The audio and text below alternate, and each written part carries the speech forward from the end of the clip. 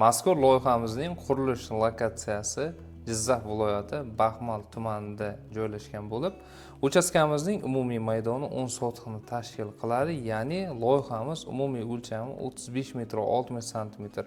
Asosiy ko'cha tomoni yon ko'cha tarafdan qaraganda esa 28 metr 40 sm ni tashkil qiladi. Aslida bundan ham yer maydoni kattaroq, lekin orqa tarafdan ukasiga yana yer berayotganligi uchun o'ng tomondan ham ukasi tomonga yana bitta ko'cha tashlab berganmiz. Bu ko'chaning kengligi ham 6 metrni tashkil qiladi. Undan tashqari esa uyimizning ko'cha tomonida yana 10 metr qo'shimcha ko'chagacha joy mavjudligi uchun biz chiroyli qilib yashil maydonni mo'ljallab qo'yganmiz. Assalomu alaykum hammaga. Sizlar bilan har doimgidek Kamina Mehroj va quruvchi o'z jamoasi. Bugun sizlarga mana shu umumiy ma'lumotlarni aytgan loyihamizni detalni tushuntirishga harakat qilamiz.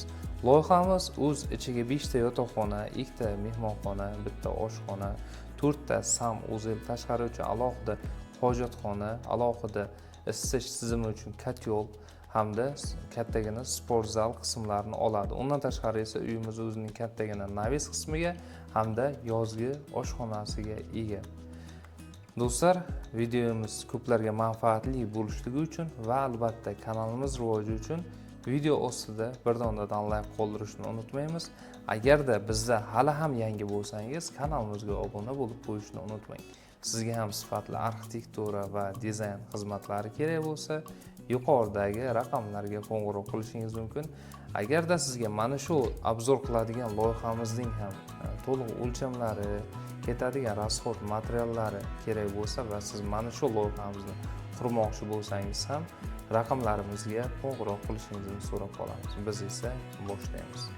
Avval boshda aytib o'tganimizdek, uyimizning ko'cha tomoni, ya'ni asosiy ko'cha tomoni 35 metr 60 sm ni tashkil qiladi. Chap tomondan esa ichkari ko'chaga kirish uchun bitta yo'l qoldirib ketilgan. Bu tarafdan esa uyimizning o'lchami 28 metr 40 sm dan iborat. Undan tashqari esa avval boshda aytib o'tganimizdek, uyimizning yo'l tarafigacha, ya'ni ko'cha tomongacha 10 metr yana qo'shimcha joy qoldirib ketilgan. Va ko'rib turganlaringizdek, uyimizning orqa tarafini ham xuddi mana shunday qilib chiroyli yashil maydonlar qilib egallab qo'yganmiz.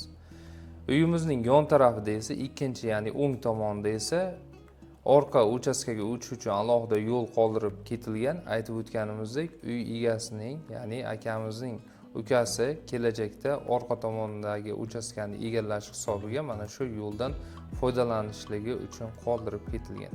Biz esa ko'p kuttirmasdan uyimizning hovlisiga kiramiz. Hovliga kirish uchun umumiy 2 ta yo'l bor, ya'ni 2 ta darvoza qoldirib o'tilgan. Birinchisi o'rtadan qoldirib ketilgan paradniy xotimiz, ya'ni kalitkamiz bo'lsa, ikkinchisi esa katta darvoza qismimiz hisoblanadi. Mana shu ichkariga, mana shu kalitkamizdan kiradigan bo'lsak, bu yerda navis qismimiz joylashtirib ketilgan bo'lib, navisimiz ayniqsa to'y marakalarda anchagina as qotadi. Bemalol kichikroq marakani ham xuddi mana shu navisimizda o'tkazib yuborsak bo'ladi. Uyimizning oldida esa o'zining chiroyli landshaftli zonalariga ega. Guvohi bo'layotganingizdek, kirganimizda chap tarafda bitta kattagina korpusimiz joylashtirib o'tilgan, o'ng tomonda ham yana bitta korpusimiz qoldirib ketilgan. Mana shu joyda bir narsani tushuntirib o'tishimiz zarur, ya'ni uyimizni loyiha qilayotganimizda uy egasi shunday talab qo'yganki, uyimizning bir qismini qurib yashab turishim kerak, ikkinchi qismini esa mana shu uyga ko'chib o'tganimdan keyin ham qursam bo'ladi degan. Shuning uchun biz birinchi bo'lib o'ng tomondagi qurilishimizni, demak, birinchi etapdagi qurilish uchun loyihalab berdik. Bu yerda umumiy bitta mehmonxona va bitta umumiy xona mavjud. Hozirda buni umumiy xona qilib tursa bo'ladi, keyinchalik esa buni oshxona sifatida foydalansa ham bo'ladi.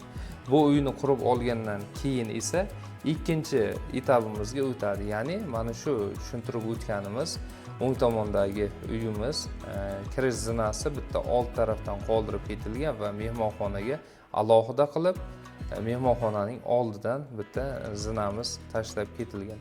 zinadan yuqoriga ko'tarilib ichkariga kirganimizdan so'ng esa bu yerda kattagina mehmonxonamiz mavjudligini ko'rib turibsiz. Mehmonxonalarimizning umumiy kvadrati biriniki 32 kvadrat, ikkinchisiniki esa 37 kvadratni tashkil qiladi. Mehmonxonamizning eshigi uyimizning darvozaxona qismiga qaratib o'tilgan, derazasi esa uyimizning old tarafiga joylashtirib o'tilgan. Bu xonamizdan, ya'ni mehmonxonamizdan qaytib chiqamiz va buning yonboshidagi xonalarimizga kiramiz. Buning uchun esa uyimizning old tarafiga albatta ko'rib turganlaringizdek kozirogimiz qoldirib ketilgan. Kozirogdan yuqoriga ko'tarilamiz. Bu yerga oyoq kiyimlarni yechib, undan so'ng esa koridorimizga kiramiz. Koridorimizning to'g'risida sanuzil uchun xonamiz qoldirib ketilgan. Uning yon tarafida esa umumiy xonamiz joylashtirib ketilgan. Buni keyinchalik o'g'il uylantirsangiz, kelin kuyov uchun bersangiz ayni muddao bo'ladi. Chunki o'zining ichida alohida sanuzili hamda kattagina yotoqxona qismi va o'zining yon tarafida mehmonxona qismlari mavjud. To'g'ridagi esa sanuzil qismi hisoblanadi. Xuddi mana shunday qilib joylashtirib ketilgan. Biz bu yerga faqat dushni o'zini qo'yib ketganmiz.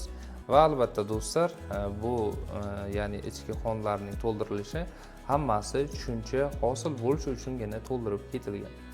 Agarda siz bizni interyer dizayn ishlarimiz bilan va xizmatlarimiz bilan tanishmoqchi bo'lsangiz, ekrandagi QR kodni skanerlasangiz, bizni qilgan ishlarimiz haqida batafsilroq ma'lumotga ega bo'lishingiz mumkin.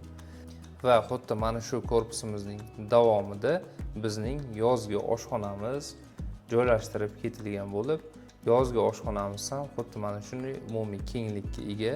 O'ylaymanki, bu yerda bemalol ovqatlarni tayyorlab, uning ustiga agarda stol bo'lsa, mana shu joyga joylashtirib qo'ysangiz, birdan tamaddi qilib ham ketsa bo'ladi. Bu esa bizning landshaftning dizaynimizning umumiy ko'rinishi. Qo'shimcha qilib bu yerga bitta besetkani ham qo'yib ketganmiz. Agarda xohlamasangiz bu shart emas, chunki uyimizning o'zida anchagina katta naves qismi mavjud. Avval boshda aytib o'tganimizdek. Endi esa chap tomondagi korpusimizga yuzlanamiz. Chap tomondagi korpusimizga umumiy ikkita kirish eshigi mavjud. Bitta kirish eshigi mehmonxona uchun alohida qilib mo'ljallab ketilgan. Mana shu zinalardan yuqoriga ko'tarilamiz va eshigimizdan ichkariga kiradigan bo'lsak, bu yerda ham kattagina mehmonxonamiz mavjudligini ko'rib turibsiz. Bu mehmonxonamizning derazasi uyimizning ko'cha tomoniga qaratib ketilgan.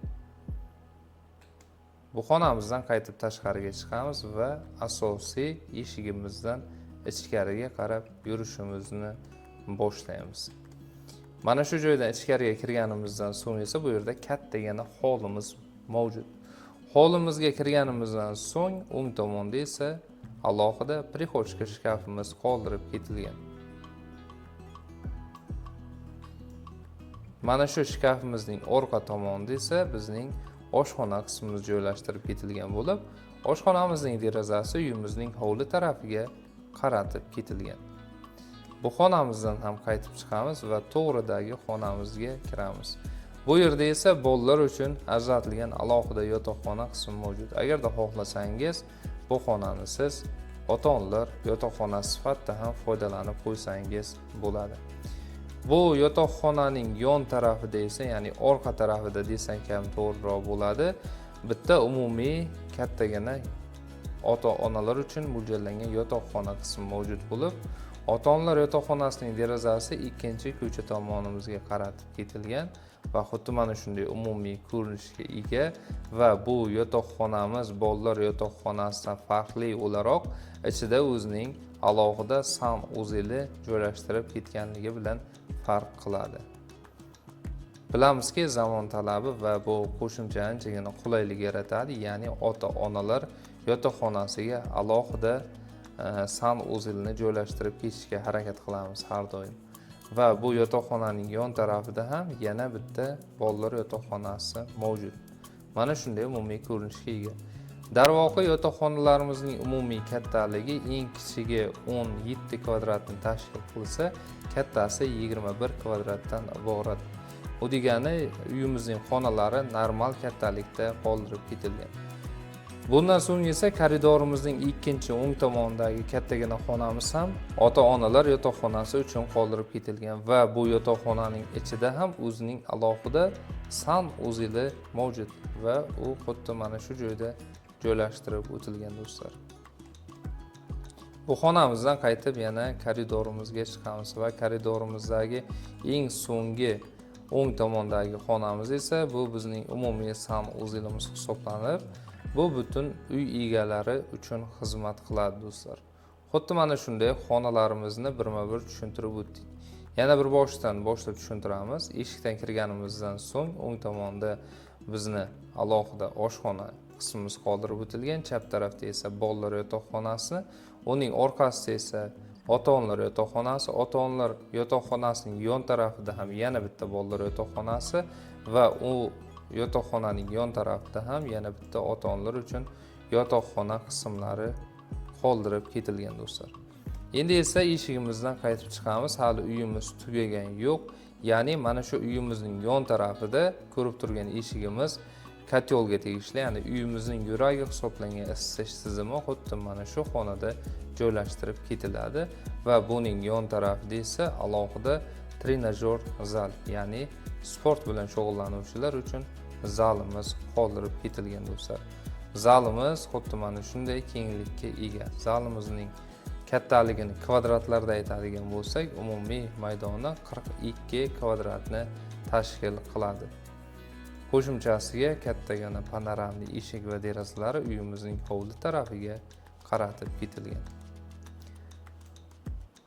Do'stlar, bugun sizlar bilan umumiy holatda mana shu loyihamizni ko'rib o'tdik. Loyihamiz haqida fikr-mulohazalaringizni albatta kommentariyada kutib qolamiz. Sizlar bilan esa har doimgidek quruvchi o'z jamoasi va Kamina Mehroj bo'ldi. Siz uchun har doim ijodamiz.